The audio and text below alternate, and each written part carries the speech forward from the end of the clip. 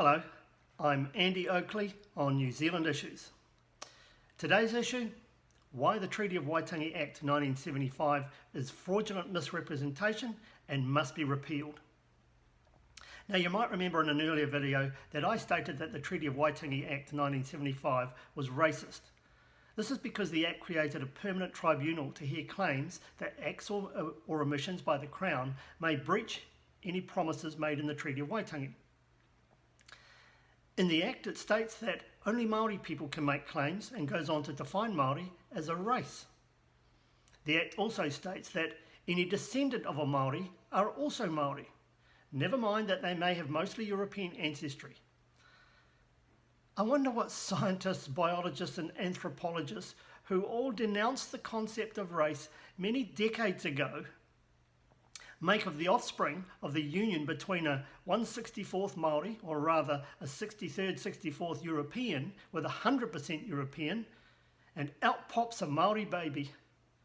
So this act is a social engineering act. It's simply manufacturing Māori people from thin air. Okay, on to the fraud in the legislation.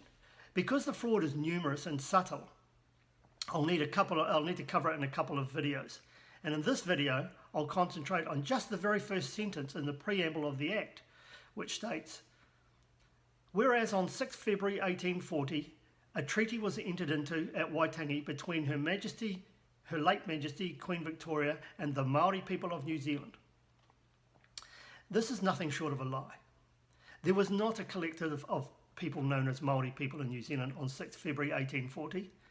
At this time, as Lord Normanby stated in his 1839 written instructions to Hobson, the people of New Zealand composed of numerous dispersed and petty tribes who possess few political relations to each other and who are incompetent to act or even deliberate in concert.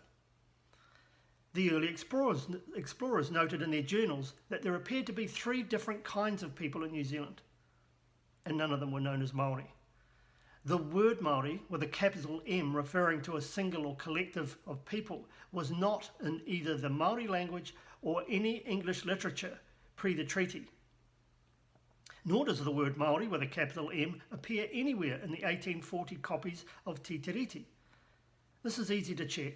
Just go to the New Zealand History website and read any of the 1840 Te Reo Māori sheets which contain the signatures of the chiefs, and you'll note that on all of them, the word Māori has a small m.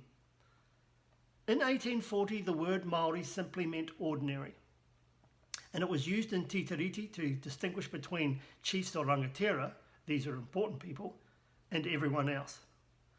This is confirmed in William Williams' Dictionary of a Māori Language, first published in 1844. If, however, you go to the Treaty of Waitangi Act 1975 online, just Google it, Treaty of Waitangi Act 1975, and click on Schedule 1. Firstly, you will see the English text, the text in English.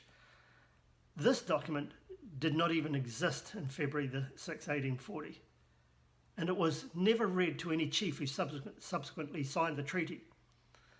The original of that document was not in the handwriting of James Busby, who penned the treaty draft in English, nor did it contain the same meanings as Te Tiriti. It is an irrelevant and fraudulent document adopted by the government in ignorance, and it needs to be assigned to the bin. There is simply no English text treaty. I'll cover that fraudulent English text document used in our legislation in another video. Anyway, I was directing you to the Māori text of Te Tiriti in Schedule 1 of the legislation, because after you've viewed that actual 1840 Te Reo documents and noted that the M's used in every use of the word Māori are small m's, you'll note that in our legislation, the third use of the word Māori in the preamble, suddenly a capital M is used in the word Māori. Now, considering this version of Te Tiriti is the version in law, you would think it would be vital to get that simple task of copying the original 1840 documents correct and triple checked. Obviously, because today we recognise the word Māori with a capital M describes what later became the social construct, the Māori people of New Zealand. Well, some smart fraudulent cookie has decided to change it to a capital M in the version of Te Tiriti we use it in our legislation. Not only that, every time Te Tiriti is reprinted in documents within our schools, universities, museums and government departments, usually all the small n's used in the word Māori have been replaced with capital M's. So by fraudulently changing the meaning of the word Māori from the adjective ordinary, which is how it was used in Te Tiriti, to a noun that describes only the brown people of New Zealand, which was not in use in 1840, we've gone from an inclusive document that was addressed to the chiefs and the people of New Zealand, o kina rangatira mina hapu o nu te rani. We now have an exclusive document that appears to be addressed to Māori people. Whereas in 1840, of the approximately 72,000 humans living here, there are at least 2,000 Europeans. This is about 3% of the population. Many of these people had been here for more than a generation and were married to New Zealand women with any number of mixed ancestry children. Along with them lived some 600 other groups, most with little or no political association with each other, and none were in competition as to who arrived first, and so claiming that they owned all the land, the sea and everything that existed. Depopulating violence was the usual method of sorting out who owned what, and it was the treaty which brought British law and order that put an end to that almost overnight. So the treaty was addressed to all New Zealanders. But in 1975, our government introduced a law which allows only one race to make claims of any breaches.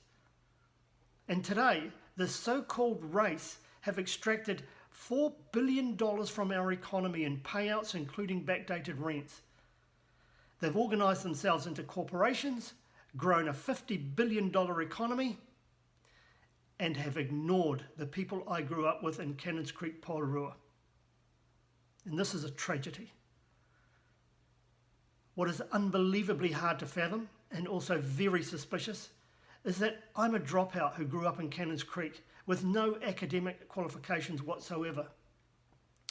Yet I can easily analyse New Zealand history and the treaty and find glaring omissions and errors and fraud in our legislation, which the entire history of panellists on the Waitangi Tribunal, experts such as Dame Claudia Orange, Professor Paul Moon and any number of other so-called government experts either miss or deliberately leave out of their published work. Well, my evidence is published in my book, Once We Were One, The Fraud of Modern Separatism, and I'll also be making other YouTube videos, so keep an eye out for them. I've been Andy Oakley, noho oro mai.